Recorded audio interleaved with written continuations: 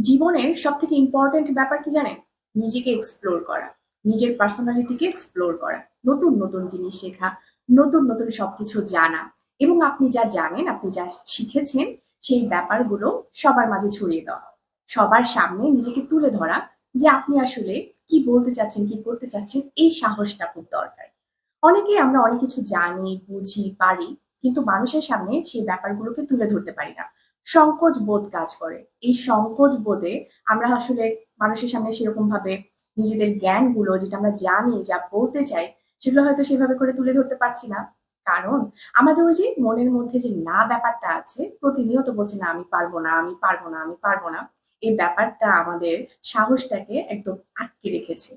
এই না এর জায়গায় যদি হ্যাঁ কে রিপ্লেস করা যায়, না এর জায়গায় যদি হ্যাঁ কে রিপ্লেস করা যায়, তাহলে এই ভয়টা আসলে একেবারে কেটে যায়। জানেন? সত্যি কেটে যায়। এবং এই না এর জায়গায় হ্যাঁ কে রিপ্লেস করে জীবনটাকে যদি এরকম নিজের জ্ঞান যেটা আছে, আপনি যেটা নিজে জানেন, আপনি যেটা করতে চান, যেটা আপনি বুঝতে পারছেন যে এটা অবশ্যই ভালো, সেটা আপনি করে ফেলুন।